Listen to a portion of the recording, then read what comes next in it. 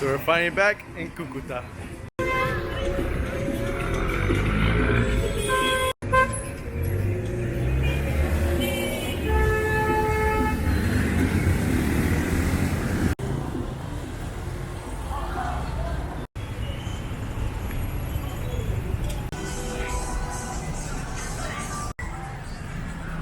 Alright, so I went ahead and put my mask back on just because everyone here is wearing their mask, which is really good.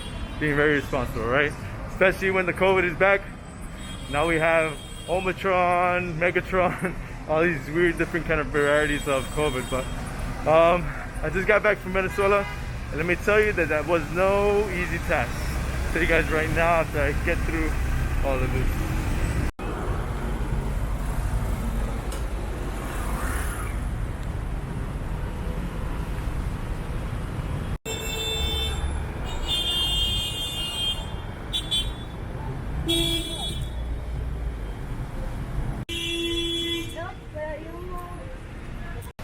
One thing I did not know about Cucuta was how crazy traffic got here.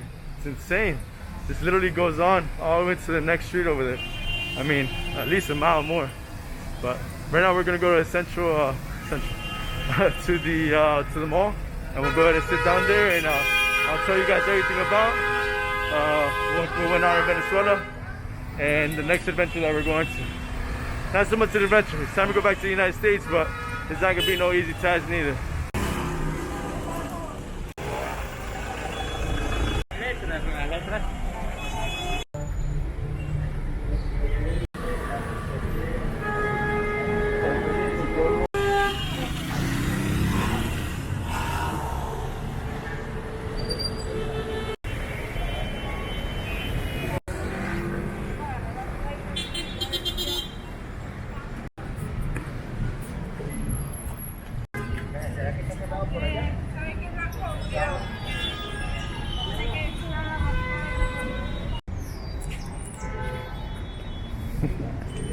Alright, so I finally found a good place to sit down and talk to you guys because I wanted to go ahead and reflect on everything that happened in Venezuela.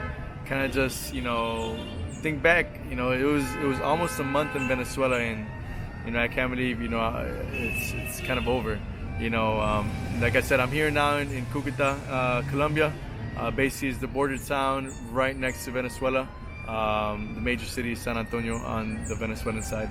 But it's basically what I use to kind of go ahead and get to Colombia and get a flight from here to Bogota, and from Bogota to the United States. It was just a lot cheaper, just because there isn't a lot of flights, coming in and out of Venezuela to get to the United States. Leaving from the same city that I came into, which was Caracas, in Venezuela, it was gonna cost me like $1,500, just to be able to get out from Venezuela, and I'd rather not do that. But something I wanted to keep in mind is that, remember that all I'm doing, all I'm really doing out here is really just trying to understand humanity, right? I mean, that's kind of like my biggest thing is I'm out here just trying to understand why we do, the things that we do. And Venezuela was a really good example as why people do what they do when there's an economic crisis, right? When there isn't work. See, the situation, in Venezuela is that, first of all, it's a fascist country, right? It's a socialist country, for lack of a better term, it's communist. And a lot of what the president had done, kind of limited a lot of what businesses could do in the country, and they basically just got up and left. And they started limiting a lot of factors. And I'm not trying to get into politics, but because of the fact that we depend on a system of trade using currency, right? In our case, the United States is dollars. For Venezuela is bolívares. For here in Colombia is Colombian pesos, right? When you don't have access to money to trade for food, that's a really huge problem, right? Because we aren't owners of the land, of the food, of the water. We depend on work to get this currency so we could trade money for water, money for food, money for shelter. That when you cut money off and you can't have access to it, you're kind of, basically worse than you would be in nature. Now you're not just starving to death.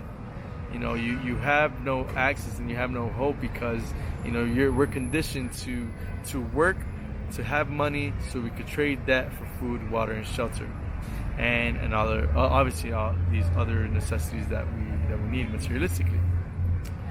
Venezuela was a really good example of that.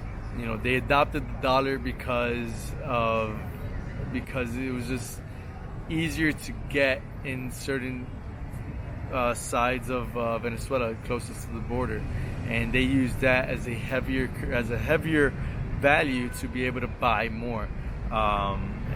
It's insane, So like now it's starting to look like other countries where they have three forms of currency, right? They're accepting bolívares, they're accepting Colombian pesos, and they're accepting the American dollar. And this is all in form of desperation because the actual country is not producing. There is not enough work in the country itself. There's not enough work to be able to receive what they use, which is bolívares, to be able to buy what they need. And this is a really good factor that shows one of the biggest factors that you can go ahead and say this is why people are doing what they do. And in Venezuela, because there is no work, you can't have money, they are now desperate. They're doing their best to survive. And even what I found beautiful about Venezuela was that even during an economic crisis and during this desperation, these desperate times, to find food, shelter, water, work, etc. I found that a lot of them were keeping to their principles of respect. A lot of people looked at the dollar as if it was food, as if it was water and stuff like that. But yet they still seem to find a way to respect each other, to stay close, to help each other. Talking about getting out of Venezuela, I was in the mountains, close to the mountains in the city of Merida, which was about 7 hours. We drove 7 hours to be able to, drive to the border, so I could come into Colombia. And, being all the way up there where, resources could be very scarce, people are still keeping to their values and their principles and etc. Although it was a lot worse 5-6 years ago, and what drove people to rob and to kill and etc. was the fact that there wasn't any money at all. Right now that the Colombian government has helped a lot of Venezuelans, and other countries have helped a lot of Venezuela, because we can't just leave people starving like that. They have been able to slowly come up, and Venezuelans themselves, with each other, they have been able to come up and slowly, come out from this economic crisis. So basically, having seen that people were able to still keep good morals and principles and respect even while being under this huge desperation, I found that beautiful, because you're in a harder circumstance than you would be in the jungle, right? In the jungle, there is no laws, there is no right, no wrong, no good or bad. It's just straight up, survival of the fittest. But there is access to water, there's access to fruits, there's access to certain things, and you don't need to buy it. We have it a little harder where we need to be able to buy, right? Have this form of trade. So, seeing them keep their composure while, having, so many reasons to just go crazy and take things by force, they didn't do that, and I found that beautiful. I really did find that, amazing, because, people in my own country, right, in the United States and in other, first world countries, very, very well developed countries, would steal and rob and kill for less, right? And, I felt safe in Venezuela. It was hard going through the military stops. We had about 7 military stops, they're called alcabalas, and it was hard for me to go through all this because I am an American going through Venezuela, trying to just get to know Venezuela personally and understand why humanity does what it does during an economic crisis. And it was hard because I'm an American, right? And Venezuela and the United States, they have, this political tension between the two. And, me coming as an American, but also Colombian, kind of confused everyone, right? Like, okay, so you're Colombian, but you're American as well. America, big dollar bill. Colombia, you're our ally. So, going through these military stops, I got hassled. I did get hassled a lot. They took me out of the car. They got my bag. They separated everything. On top of a table at one point. They went through all my stuff, and when they found my cash, they looked at that as, you could just tell the desperation, saw that as gold. And at one point, they put me into a room, they stripped me down, make sure that I don't have any guns or anything that is gonna show that I'm, committing some kind of espionage. And I work for the FBI, CIA. I don't know. It was really tough being a Colombian American in Venezuela because of the American side. Going through the actual border, you have two major, borders to cross. And as an American, I got hassled even harder, right? They were telling me, I'm here illegally, we don't have, the United States isn't our ally, so you're here illegally, you're not allowed here. And I had to just fight my way out and, just let them know, using the logic, there is still flights coming in here, and, I'm here legally, and, I have my passport and I have my visa, and, Venezuela has recognized me to be a tourist and has allowed me to be here for 90 days. And, they really put it strong on me. They got my phone, they confiscated it, they went through all my phone. They wanted to make sure that I wasn't committing any espionage, I wasn't filming anything I shouldn't be filming, and then, right when I finally got to the border, they told me I couldn't leave from, the actual border. I had to go back to Caracas and fly out from Caracas the same way I came in. I had to come out, and they're probably right, but I had to pay, to get out, and it wasn't easy, So I was fortunate to be respected, to not be put into a situation that I felt danger, and honestly, that was the least of everything that could have gone wrong, right? And honestly, I don't take any offense. I don't take any offense to any of it. I don't, because I'm in their country, and I am literally, representing a political war. And I wouldn't say that the United States is the reason why they're going through it. No, of course not. We're not responsible for what Venezuela does, and the Venezuela president. But being what United States, being what the United States is known for, which is always gonna be either we're bullies or we're the ones that are saving the heroes. And seeing that our country has gone through through a little bit of a drought in the United States, but we're still doing a lot better than other countries. Them seeing me, it's kind of rubbing it in their face, right? Like, hey, I'm fine. Hey, look at my skin, look at my clothes, look at everything. I'm clean, I'm fine, I'm happy, I'm fed, I have a house, I have a shelter, I have water, I have food, I have materialistic possessions. So it's like a slap in their face, me being in their country. It's like, what are you doing here? For what? So I never took an offense. I understand. I honestly understand that they are going through extremely rough times. And I promise you that I felt it once I came into Colombia. Colombia is not nearly as developed as the United States, but you felt it. You felt it. When I came in and crossed that border into Colombia, I felt the tension just come off of me. I felt everybody here a lot more free, a lot more relaxed, opportunity everywhere. Everybody has work, has more materialistic possessions. They have more money. They have, you can just see they're a lot more relaxed. They have more food. They have more access to more things, and there's just more smiles everywhere.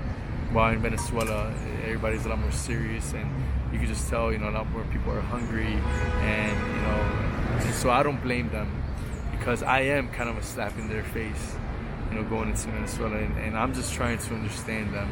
And I'm very, very, very happy and very grateful that Venezuela took me in the way they did.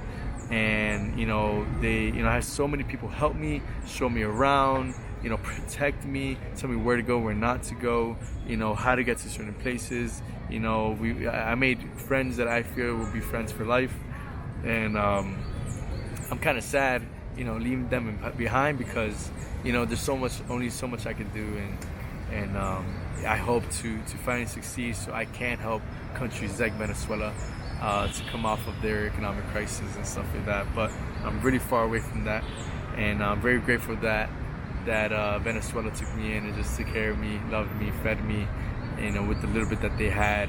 And it was a good experience overall. We were able to see how beautiful the country is. We hiked up to the Pico de Oliot.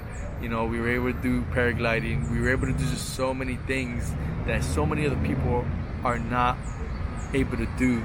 And it seemed like for a second that Venezuela was not in an economic crisis, being in that small town. And I'm very grateful. And I think we got a good gist as to why people are doing what they are doing in Venezuela. And a huge factor that they're reacting towards is not having enough money because there isn't work. And you have to understand that people aren't out here doing bad things or hurting other people or taking from other people because they want to or they have to. It's because they have no other choice. We've been conditioned to work for money so we could trade that for food, shelter, and water. And when you put human beings in a worse position than you would be in nature, you're gonna get extremities and you're gonna get crazy stories. And I want you guys to understand that people of Venezuela, although the bad things has happened in Venezuela like any other country, there's still very much beautiful people. And I'm grateful and thank you, Venezuela, for allowing me to come in and seeing and experiencing what it is like to be going through what you guys are going through. And I'm sorry that you guys are going through what you're going through. And just remember, from Colombia, from the United States, we love you guys and thank you so much, and I hope to be back in Venezuela. We still have a flight left from Cucuta to Bogota. We are literally en route to the United States. Of course, when I'm in Bogota, I'll try to film whatever I can, and we'll keep trying to get the gist. Now, we are not gonna film and try to see what Colombia's all about. We're going to the United States. I'm gonna work. I'm gonna, get all the money I can, and we're gonna come back and film what I hope is now Mexico and Colombia.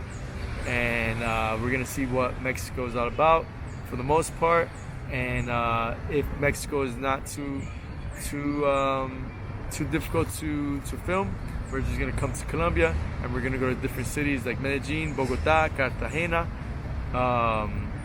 We're gonna go to a small town called Villeta that's around Bogota, and I think in one of the valleys out here, and just kind of experience to see how Colombia's doing with everything and seeing what they do. And I'm just trying to understand my people more, and my culture more.